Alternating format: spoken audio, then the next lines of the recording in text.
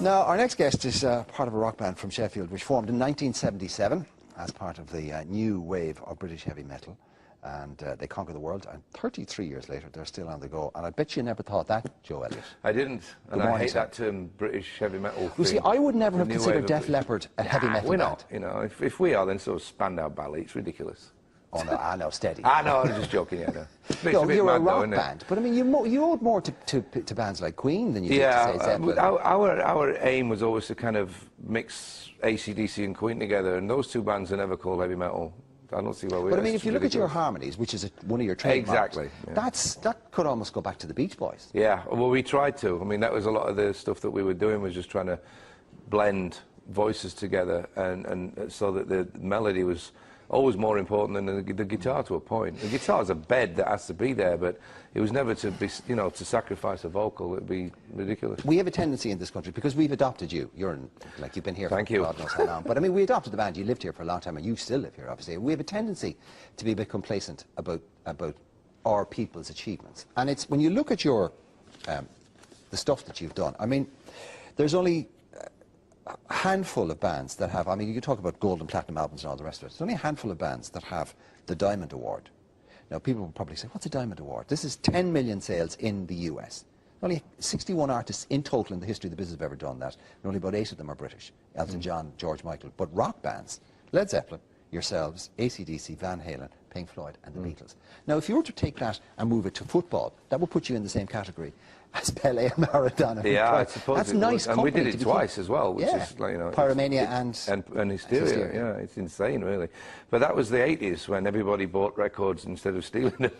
So, you know, it was. Well, I mean, you know, I'm not going to lie. There's a lot more people own our records than paid for them, and that's just the way it is. But you know. When I was a kid, I used to borrow people's records and tape them, and we'd swap, you know. But do you not think that the business, I mean, it's a much bigger question we have time for here, but do you not think that the music business in itself kind of signed its own death warrant? Because it didn't keep up. It didn't catch on fast enough. That's absolutely right. The record companies are like, they're trying to shut the stable door, but the horse bolted a long time ago. They just didn't think it was ever going to come to an end. You'd be amazed how many people, the conceit within that industry is outstanding. There's still people who don't get it. I know. They still think it's going to come back. We're very fortunate to be out of our record contract, which basically means that we can go back in with whoever we want if we want to get into bed with some seedy types, or we can do it on our own. You know, we've got to figure out which is the best way to go, because there's still an argument to be said that when you've got the corporate machine, they've got all the things in place to promote a record, much more so than if you try to go cottage industry. But they also take a much, much bigger chunk of it. They do, but this is where if you own your own stuff, you can go back in and negotiate on your own terms. But there's another side of it as well, Joe, which is that good live bands, and you're a great live band, don't actually need that anymore. That's where the business is now. I mean, you can go out and you can tour probably 200 days a year in America, if you wanted. I know you don't want to do that anymore. I wouldn't want to do that now, but we can tour pretty much anywhere we like. I mean, it's only a year ago since we played and sold out the O2 here.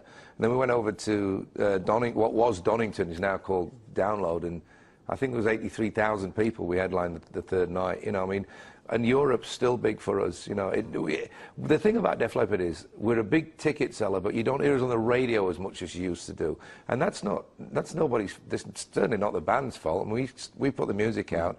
If people choose not to play it on the radio, there's nothing we can really do about that, aside of buying a radio station and blanketing it with our own music. But the industry has changed. Yeah. You know, these days you put an album out to promote a tour, whereas in the old days you toured to promote an album. That's the big difference. Yeah, but I mean, a year ago you were in the States and you were still doing $1 million a night. So that's major business. That's one of the biggest. So in other words, in terms of as a business, you're still a very successful business. Absolutely. You know, it's actually getting bigger. You know, there was a period where, like everybody goes through, where it was starting to wane, things were getting, you know, a little difficult, and then all of a sudden, for no reason, it would appear for no reason at all, it started to swing back round. And I always use the analogy of a wheel. You know, you've got a wheel that's got a mark on it. Sooner or later, it just comes back round to the top again. And, you know, since 2005, we've toured for 5 consecutive years on 2 albums. And that, obviously, is a major part of it. It just brings you back into the public's awareness. Well, there's another aspect as well, which is that there are kids who grew up on Def Leppard who have now become stars themselves. I'm thinking most notably of Taylor Swift, who are probably with Gaga and Beyonce is one of the 3 biggest female artists in the world right now.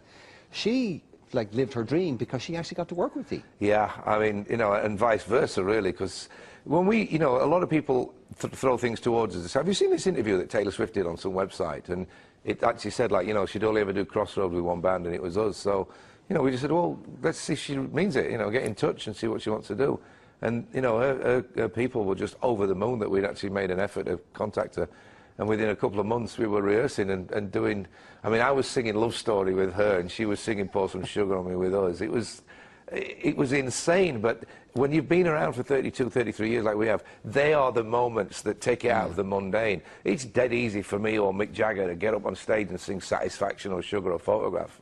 You can just do it with your eyes shut, which is all well and good, but it does get boring, you know. So to step out of that and do something totally different with something like Taylor Swift, it's like having an affair, but the wife knows about it, you know. Well, see, the other thing too is that it's you know, I mean, you know the analogies of river and the relay race and all the rest of it. Somebody passed the baton to you, and you pass it on. And speaking of the baton, you would probably feel that the baton was passed to you, you know, allegorically, by Ian Hunter and Mott the Hoople, now one of my favourite bands. And I think if you were to put all of the people that they influenced together, I would imagine they'd probably deserve a chapter in rock and roll history all on their own. But a lot of people go, oh, all the young dudes, and that's as much as they know about them. I've been trying to educate people because, you know, I've got this side band called the Down and Outs, which conveniently you have a copy of the album right there. And I know quite a few of the songs on it too. You know, when they reformed last year, after 35 years of being apart, as it were, you know, and I'd been their cultural ambassador for those 35 years. And they acknowledged that, you know, by asking me to get involved in the reunion show. So I ended up opening up for them on the last night, but it was inappropriate to get Def Leppard to do it, and they were also not available. We were spread out all over the world. And the Choir Boys, an English band of good, you know, 20 years standing, volunteered to be my band, you know. So I picked these 10 songs, which were all songs to do with Mott the Hoople after they split up. They abbreviated the name of the band to Mott with a different singer. Then that band split and became British Lions, and Ian Hunter was doing solo albums all at the same time. And I chose those songs, and there was just this overwhelming response at the gig, and people telling me in the bar afterwards, you've got to go make a record, which was in the back of my mind anyway. So we've done the Down and Outs album, and through one thing or another, actually specifically Jean Crowley from Lily's said to me, because she saw the artwork with the empty beer glass, she said, why don't you talk to Oliver Hughes and put some beer in it and call it Down and Outs? In the paper now, you have your own beer. Yeah, I've gone into partnership with Oliver Hughes at Porthouse Breweries, which is the microbrewery in Dublin, and we've done a Down and Outs beer, which we're launching on Wednesday night at Porthouse North in Phibsborough. Well, it's so much better. You're very welcome to come and join us for a free pint. It's so much better than I hate it when rock stars end up with Ponzi wines of their own. I was just going to say the word Ponzi myself. It's funny you should say that. You're a good Sheffield lad. It's got to be ale. Look, when you go to a gig, when I go to a gig, when I'm as a fan or as I'm performing, what's the first thing everybody does? They go to the bar and buy a glass of wine. I don't think so. They buy a pint or buy some beer. I wanted to keep it a bit more street level, you know. Well, posh, if you're going posh, you go cider, but... Yeah.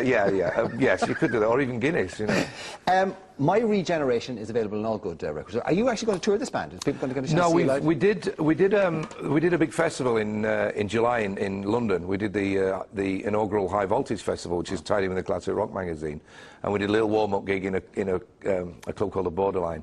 And there is talk, since it was such a successful little kind of weekend we had there, we may be going out for a little while next year, but I've got to be careful because I've got to go back to my day job. You see, this is supposedly a year off, so I chose to make a solo record. I'm working with Scott Gorham from Thin Lizzy on some remixes for some re-releases they're doing next year. So it's a mad time. With Def Leppard are mixing a live album. We've got a box set coming out, a cartoon show, a book.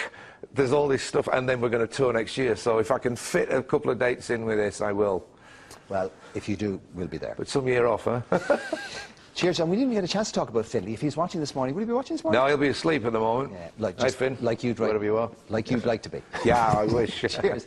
Joe Elliott, thank you very much indeed. Now let's go outside 12.